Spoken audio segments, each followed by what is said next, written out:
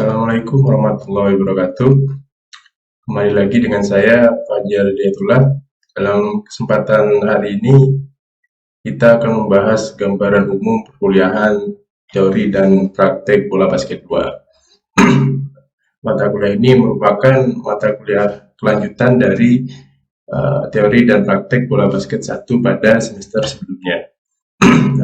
Dalam mata kuliah ini kita akan membahas beberapa hal, terutama teknik lanjutan dan juga nanti spesifik bagaimana mahasiswa akan diajarkan untuk melaksanakan sebuah pertandingan atau memanage sebuah kompetisi.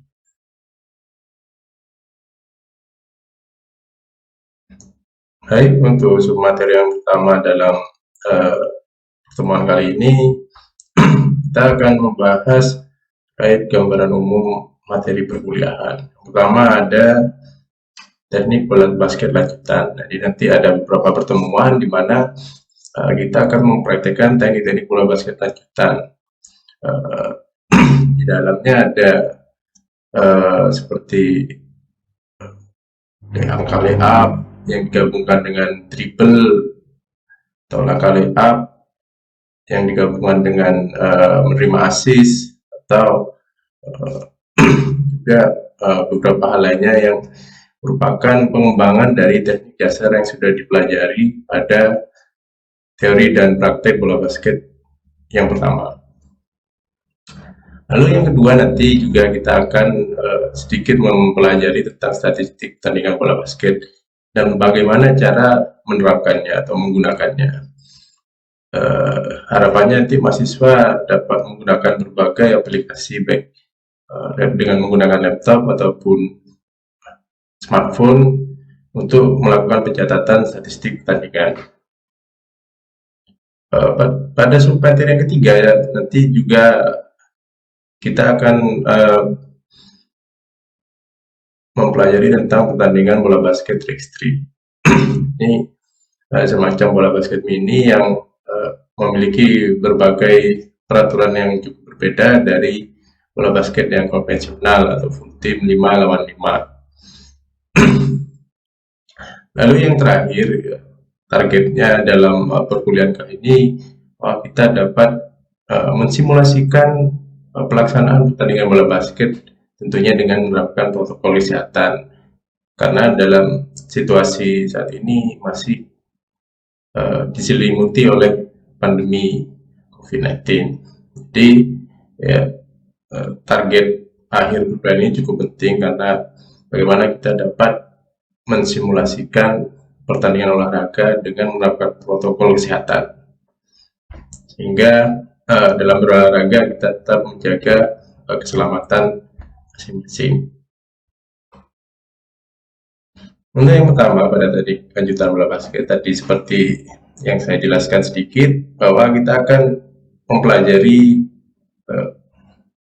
teknik-teknik gerakan dribble yang baru, menggabung dua gerakan dribble dalam satu motion dalam satu kesempatan untuk melewati lawan, misalkan menggabungkan antara crossover dan spin atau menggabungkan antara spin dan behind the back dribble dan semacam itu. Bisa sampai lebih dari dua teknik mungkin kalau nanti ada beberapa mahasiswa yang memiliki kemampuan psikomotor yang bisa memadai. Jadi kita bisa sampai menggabungkan 3 teknik gerakan dribble dalam satu motion gerakan serangan.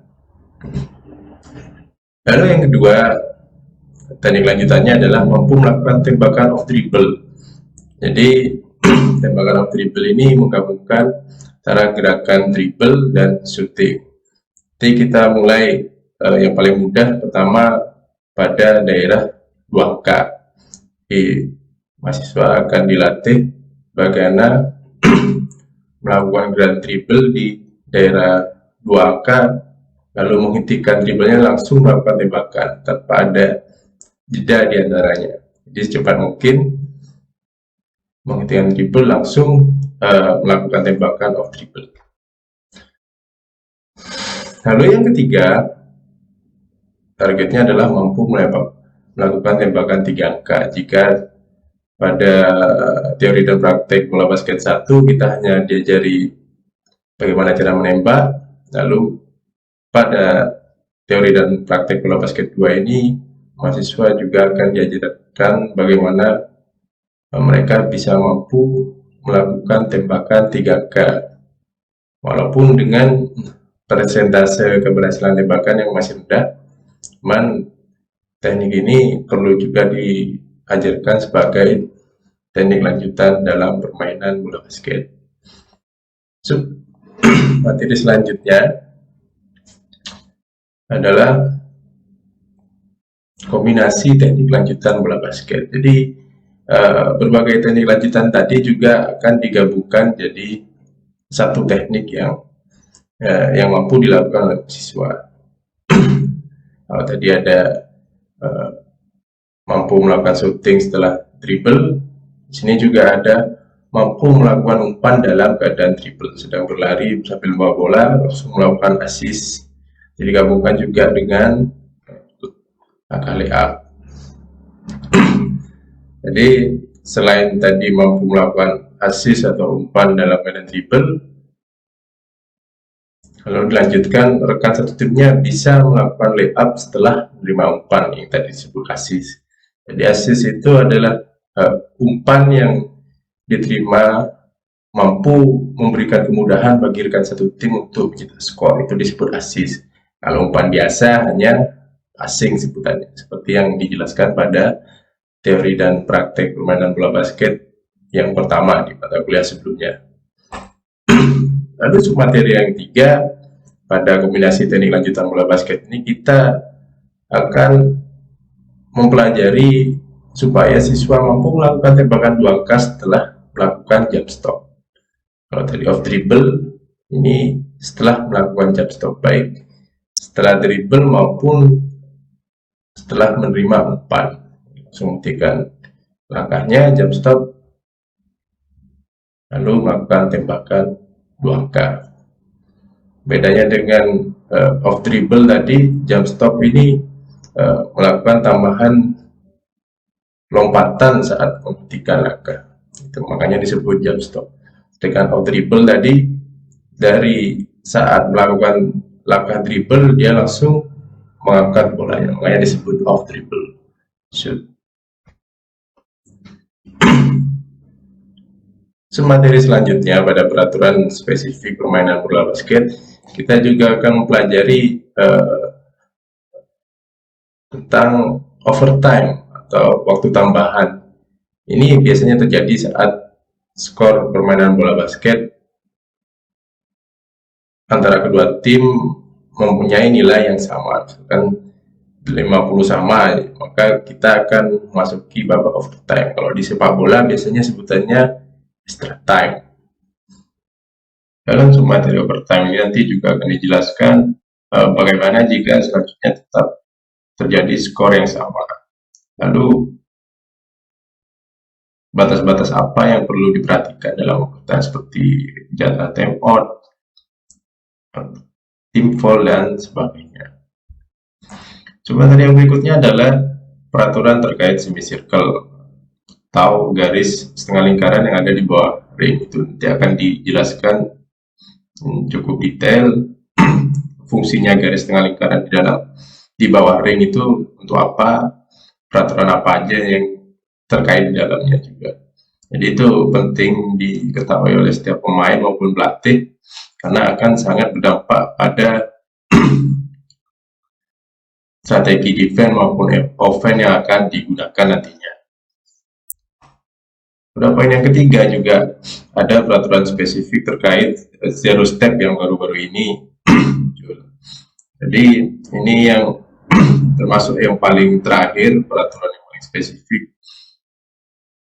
tentang zero step, ada hubungannya dengan langkah layup, dribble, dan akan sangat mempengaruhi bagaimana cara pemain menyerang pertahanan lawannya.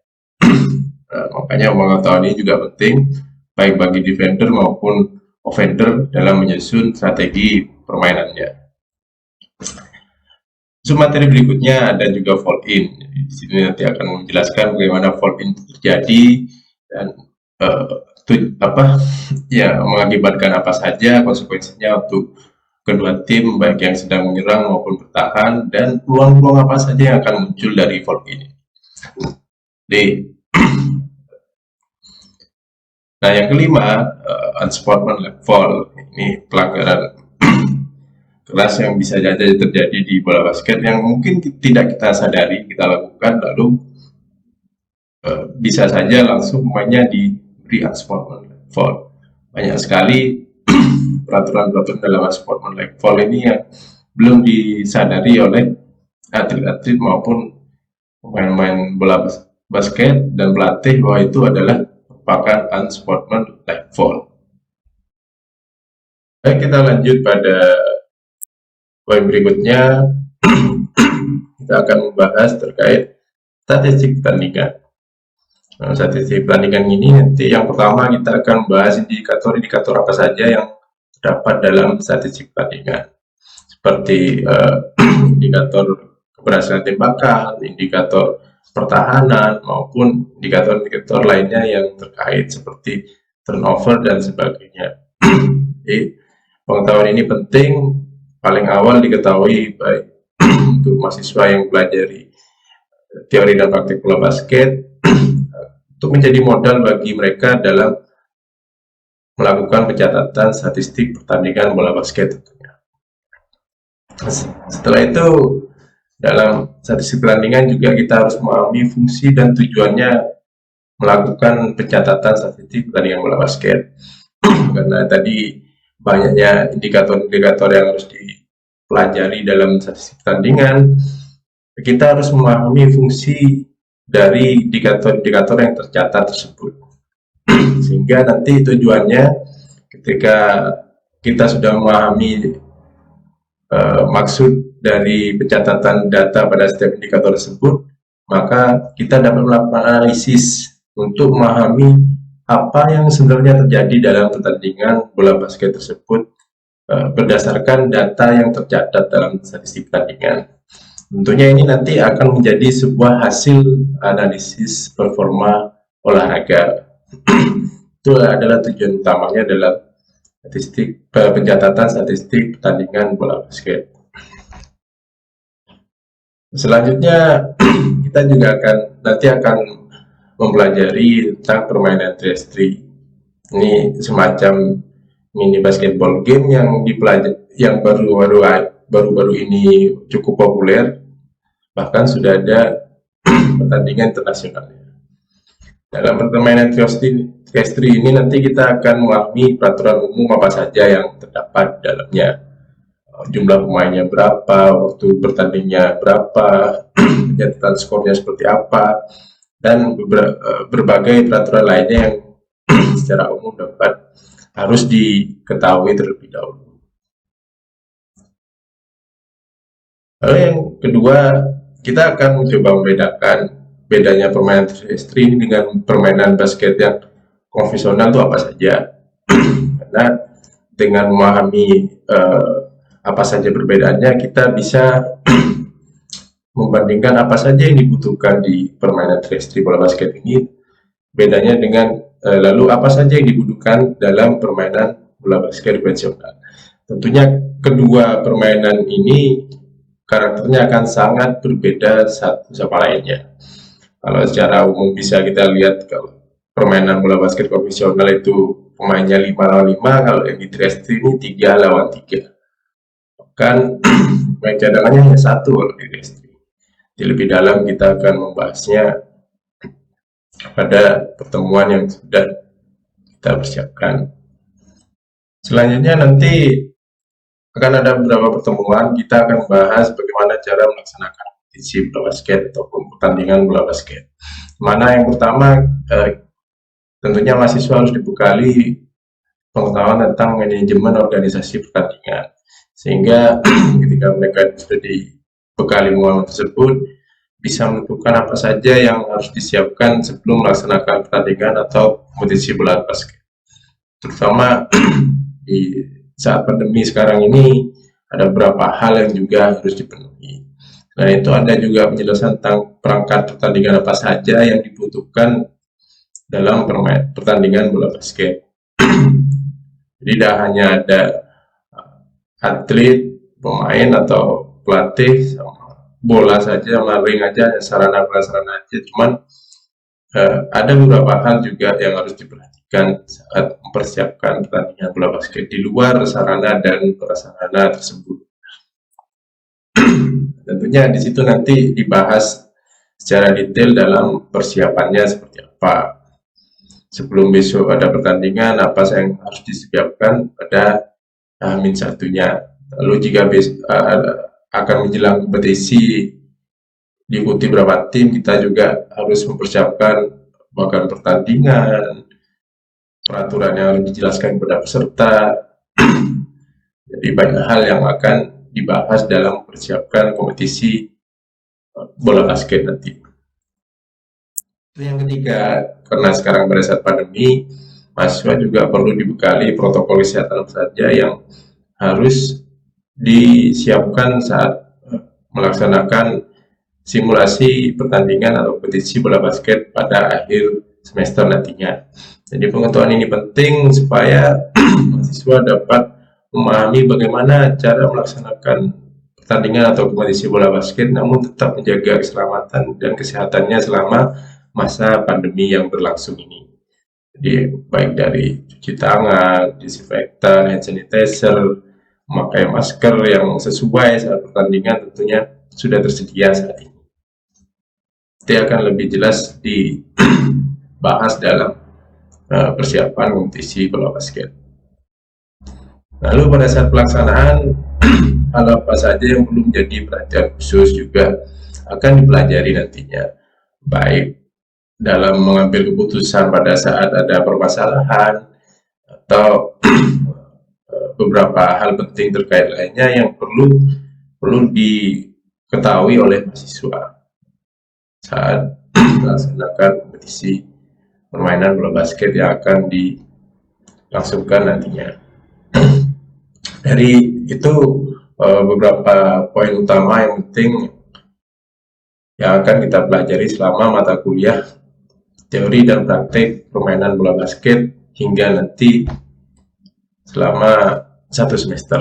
Mungkin cukup sekian yang bisa saya sampaikan. Jika ada pertanyaan boleh disampaikan di komen di bawah video ini atau langsung kita diskusi pada kolom diskusi langsung atau live chat di e-learning yang sudah kita siapkan. Akhir kata, saya sampaikan mohon maaf jika ada kalimat atau kata yang saya sampaikan kurang berkenan.